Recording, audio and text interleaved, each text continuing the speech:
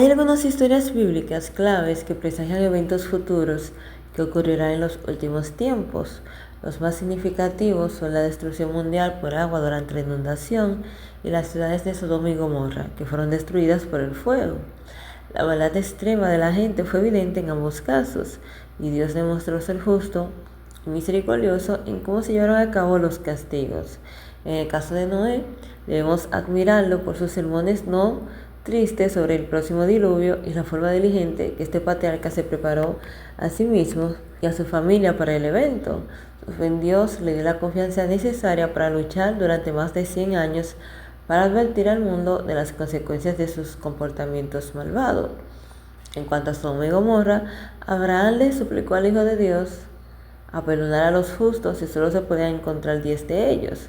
Nosotros también en estos últimos días debíamos estar haciendo en oración todo lo que podamos para prevenir la destrucción venidera, para que tanto se salgan como sea posible.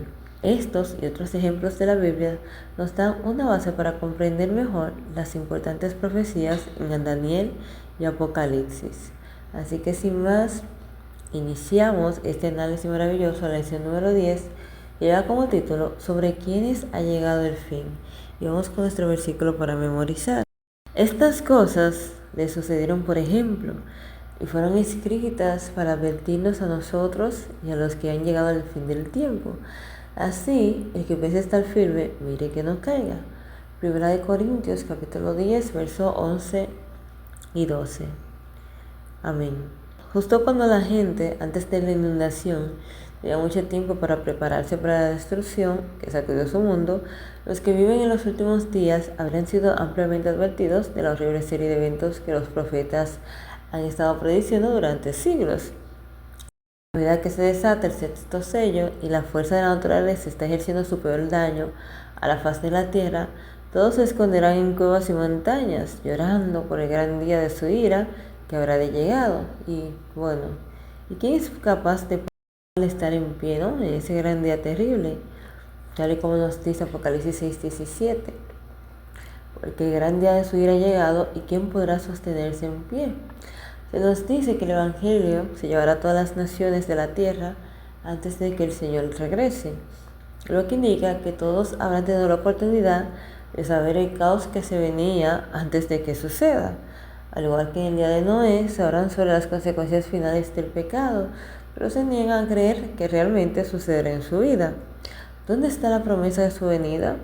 Porque desde que los padres durmieron, todas las cosas continúan como lo fueron desde el comienzo de la creación. Los creyentes y los no creyentes se encontrarán sin preparación para la ira del Señor. Los que profesan esperar la pronta venida de nuestro Señor Salvador deben de tener una fe abrahámica, una fe que se valora porque les ha costado algo, una fe que obra por amor y purifica el alma. El ejemplo de Abraham ha quedado registrado para nosotros sobre quienes ha llegado el fin del mundo. Debemos creer que Dios habla fervientemente con nosotros y que no se puede jugar con Él. Habla con seriedad y exige de nosotros una fe implícita y una obediencia voluntaria. Entonces hará brillar su luz en torno a nosotros y seremos todos luz en el Señor. Si los santos del Antiguo Testamento debían ser luces brillantes y resplandecientes para el mundo, nosotros estamos obligados a brillar más que ellos. Tenemos toda la luz que ellos tenían destellando en nuestro camino desde el pasado profético y la luz adicional que nos ha sobrevenido en la vida de Cristo. Las profecías más completas revelan el verdadero Jehová a aquellos sobre quienes ha llegado el fin del mundo. Dios tiene una luz especial en esta era del mundo y este es un mensaje especial para dar la proclamación del mensaje del tercer ángel, los mandamientos de Dios y el testimonio de Jesucristo. Dios nos invita a profundizar en sus planes y en su ley. Su ley es la transcripción de su carácter. Es inmutable, pues Dios no altera lo que ha salido de sus labios. Cristo ha declarado que la ley es perfecta y con David podemos decir: tiempo es ya, Señor, de obrar porque han invalidado tu ley. Jesucristo ha de ser el centro de influencia. El Espíritu Santo ha de ser la eficacia de todo el que procura hacer el bien. Con todas sus energías, los seres humanos deben cooperar con el gran centro de amor infinito y del poder infinito. En nuestro mundo hay quienes anhelan una experiencia religiosa más profunda, quienes se lamentan de la escasez del poder del Espíritu Santo en la vida de los que profesan ser seguidores de Cristo. Cuando los hombres vuelvan a su lealtad a Dios, deberán de pisotear sus claros mandamientos, exaltarán a Dios y su palabra será para ellos luz que brille en medio de las tinieblas, y obedecerán las palabras.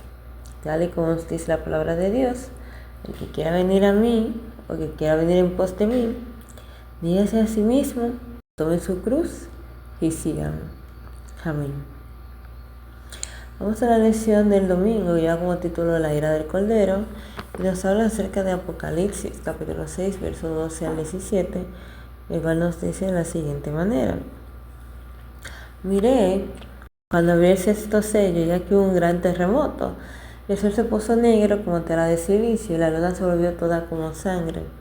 Y las estrellas del cielo cayeron sobre la tierra, como el igual deja caer sus higos con sacudida por un fuerte viento. Y el cielo se desvaneció como un pergamino que se enrolla, y todo monte y toda isla se removió de su lugar. Y los reyes de la tierra y los grandes, los ricos, los capitanes, los poderosos y todo cielo y todo libre se escondieron en las cuevas y entre las peñas de los montes, y decían a los montes y a las peñas: caed sobre nosotros y escondednos del rostro de aquel que está sentado en el trono y de la ira del Cordero, porque el gran día de su ira ha llegado. ¿Y quién podrá sostenerse en pie? Nos dice el Espíritu de profecía que las personas en este tiempo de fin clamarán a las rocas y a las montañas para que caigan encima de ellos, para que lo oculte del rostro de Dios, del rostro del Cordero, ¿no? De Jesús, de quien siempre se mostró lleno de ternura, de paciencia, de benignidad, quien habiéndose entregado como la víctima propiciatoria, fue llevado como oveja al matadero para salvar a los pecadores de la condenación que ahora cae sobre ellos porque no permitieron que Él pudiera quitar su culpabilidad. El juicio se llevará a cabo de acuerdo a las reglas que Dios tiene establecidas. Todos serán juzgados por la ley que ahora los hombres están llamados a obedecer, pero que muchos se niegan a aceptar, puesto que por ella se prueba el carácter. Cada hombre encontrará su lugar apropiado en una de dos clases: será santo para el Señor por obediencia a su ley, o estará manchado por el pecado de la transgresión. O habrá hecho el bien, colaborando por la fe con Jesús en la restauración de la imagen moral de Dios en el hombre, o habrá hecho el mal, negando al Salvador con una vida impía. Cristo los separará uno de los otros, como el pastor separa las ovejas de los cabritos. Como vemos en el texto bíblico, pondrá las ovejas a su derecha y los cabritos a su izquierda. Entonces los hombres y mujeres verán que su curso de acción ha decidido su destino. Serán recompensados o castigados según hayan obedecido o transgredido la ley de Dios. Los pecados que acarrearon la venganza sobre el mundo antediluviano existen hoy. El temor de Dios ha desaparecido de los corazones de los hombres y su ley se trata con indiferencia y desdén.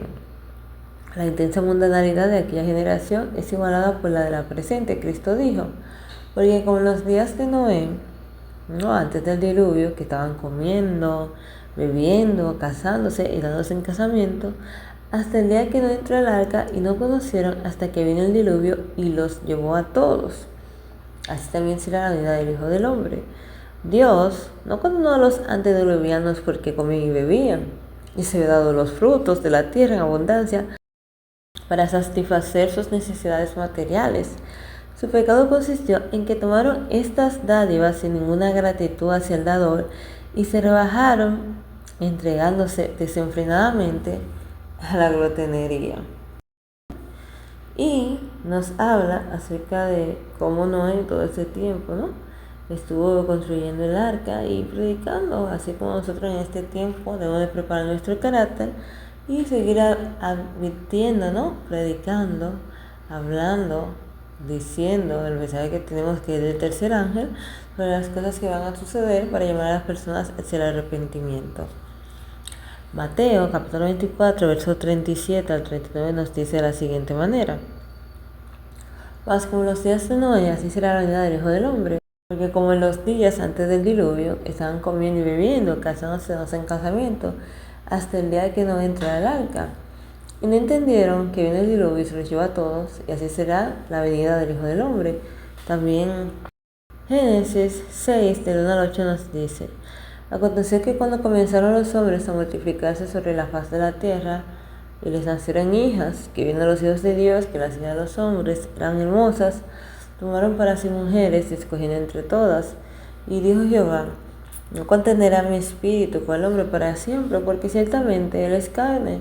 Mas serán sus días 120 años. Habían gigantes en la tierra en aquellos días, y también después que sellaron los hijos de Dios a la hijas de los hombres, les engendraron hijos. Estos fueron los valientes que desde la antigüedad fueron varones de renombre. Y vio Jehová que la maldad de los hombres era mucha en la tierra, y que todo designio de los pensamientos del corazón de ellos era continuamente hacia el mal. Y se arrepintió Jehová de haber hecho al hombre en la tierra, y le dolió en su corazón. Y dijo Jehová: arreglaré sobre la faz de la tierra a los hombres que he creado, desde el hombre hasta la bestia, y hasta el reptil y las aves del cielo, porque me arrepiento de haberlos hecho. Pero Noé halló gracia ante los ojos de Dios. Amén. Como hemos visto en Hebreos 11, verso 7, por la fe, Noé, habiendo recibido respuesta de cosas que aún no se veía, con temor aparejó el arca en que su casa iba a salvarse, por lo cual su fe condenó al mundo y fue hecho heredero de la justicia que es por la fe. Mientras Noé daba al mundo su mensaje de amonestación, su obra demostraba su sinceridad, así que perfeccionó y manifestó su fe. Dio al mundo el ejemplo de creer exactamente lo que Dios dice. Todo lo que posea lo invirtió en el arca. Empezó a construir aquel inmenso barco en tierra seca. Multitudes vinieron de todos los rumbos, y al oír las palabras serias y fervientes de aquel predicador, cada martillazo dado en la construcción del arca era un testimonio para la gente. Al principio pareció que muchos recibirían la advertencia, sin embargo no se volvieron a Dios con verdadero arrepentimiento. No quisieron renunciar a sus pecados, y durante el tiempo que presidió el diluvio su fe fue probada. Pero ellos no resistieron esa prueba. Vencidos por la incredulidad reinante, se unieron a sus antiguos camaradas para rechazar el solemne mensaje. Algunos estaban tan profundamente convencidos y hubieran atendido a la amonestación, pero eran tantos los que se burlaban y los ridiculizaban que terminaron por participar del mismo espíritu.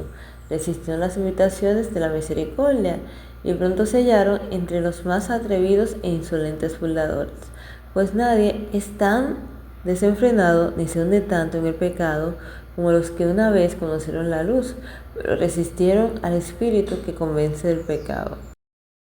Al principio muchos se alarmaron por el mensaje, algunos lo creyeron y otros murieron en la fe. Pero con el paso del tiempo, el mensaje perdió su poder sobre la gente descuidada y enamorada del mundo.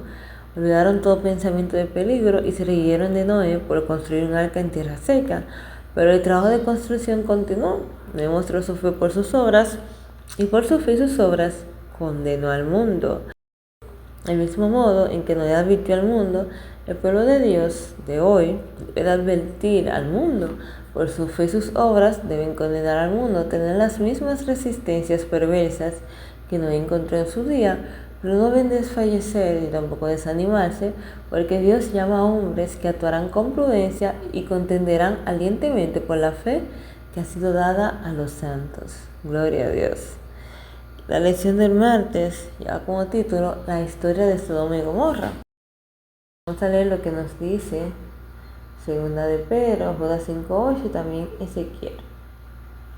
Segunda de Pedro, capítulo 2, verso 4 al 11 nos dice: porque si Dios no perdonó a los ángeles que pecaron, sino que arrojándolos al infierno los entregó a prisiones de oscuridad para ser reservados al juicio, y si no perdonó al mundo antiguo, sino que guardó a Noé, pregonero de justicia, con otras 7 personas, trayendo el diluvio sobre el mundo de los impíos, y si condenó por destrucción a las ciudades de Sodoma y Gomorra, reduciéndolas a ceniza y poniéndolas de ejemplo a los que habían de vivir impíamente, y libró al justo Lot, abrumado por la infanda conducta de los malvados, porque este justo, como moraba entre ellos, afligía cada día a su alma justa, viendo y oyendo los hechos inicuos de ellos. Sabe el Señor librar de tentación a los piadosos y reservar a los injustos para ser castigados en el día del juicio.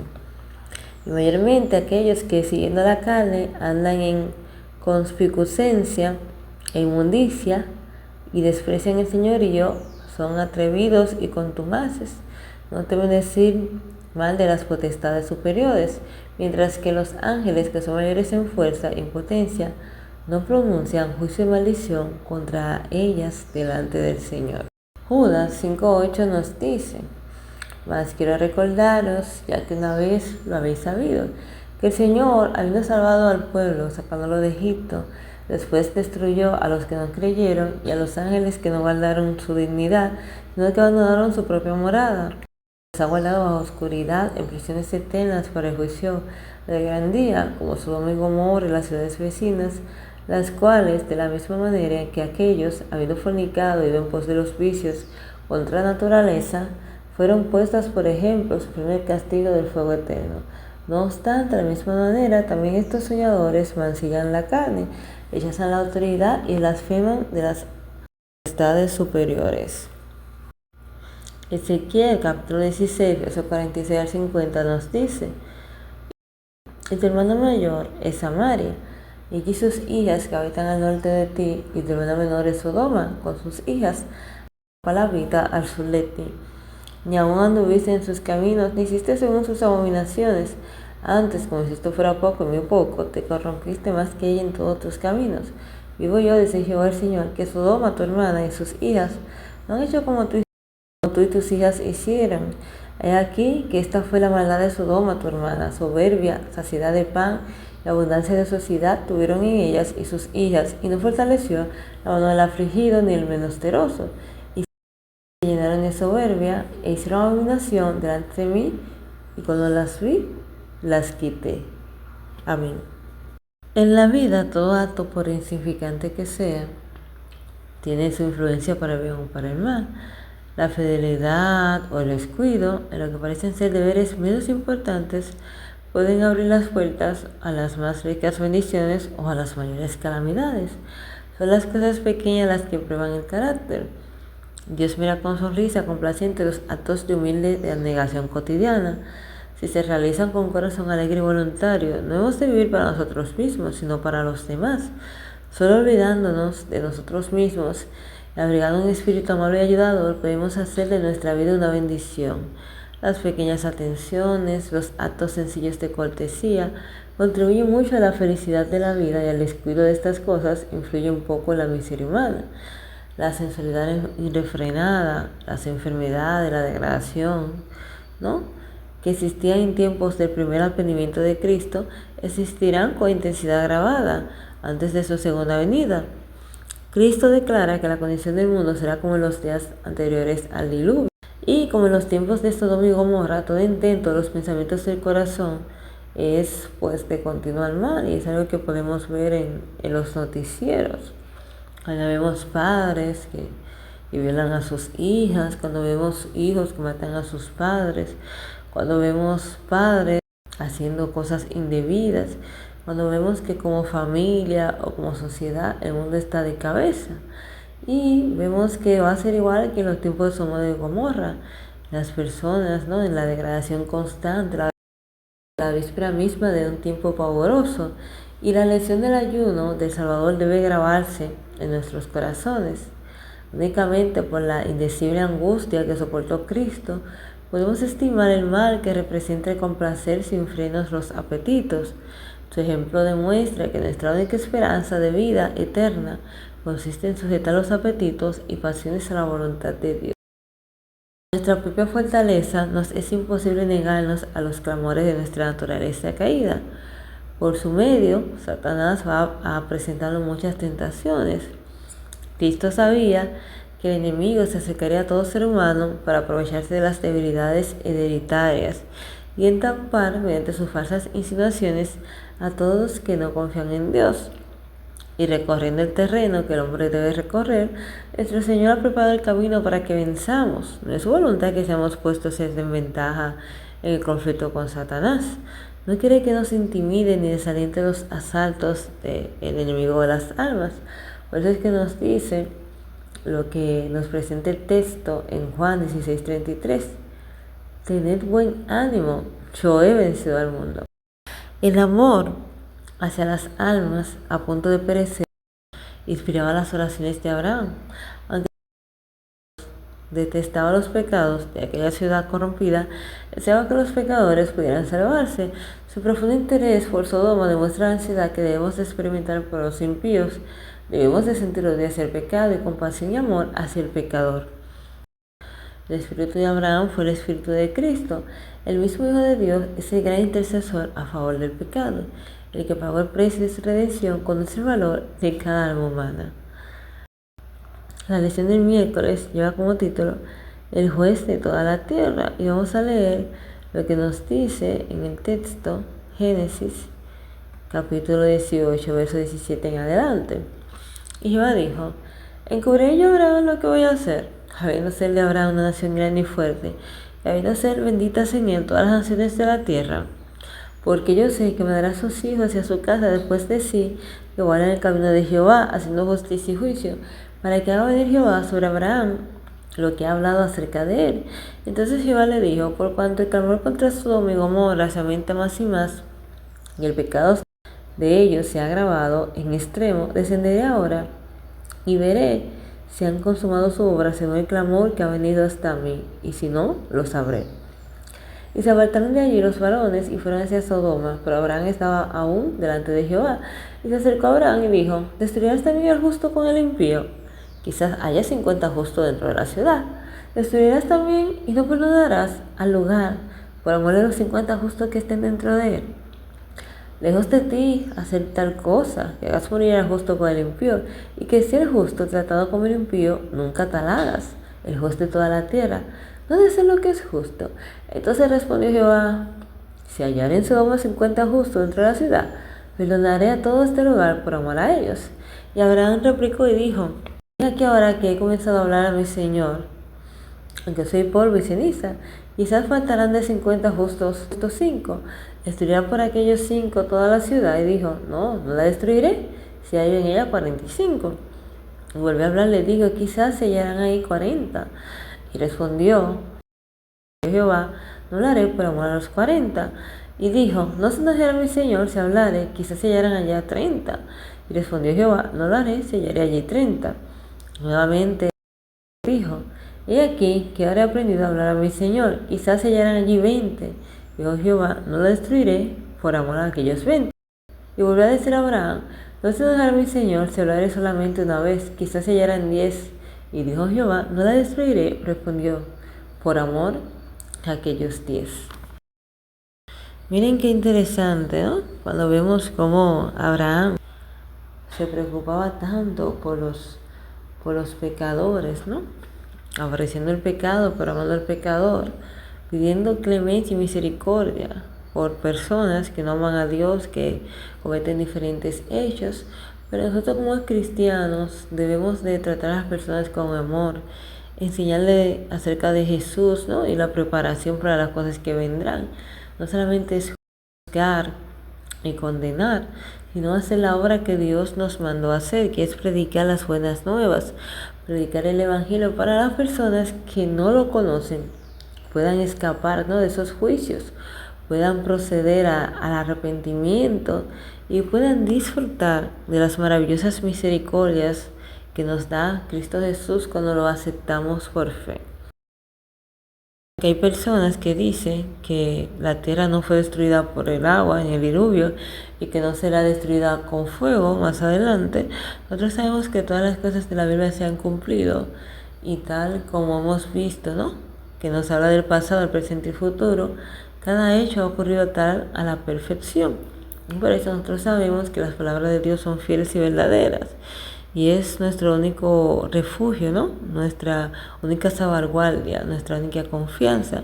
Y por eso el Señor nos da lecciones para que podamos reflexionar, para afirmar nuestro carácter, ¿no?, seguir creciendo en la estatura de Jesús y también hablar a otros ese mensaje maravilloso que todos debemos de decir, ¿no?, que todos debemos de predicar del tercer ángel. Así que, muchísimas gracias por ver hasta aquí el video de hoy y nos vemos la próxima semana en el siguiente video. Bendiciones, bye.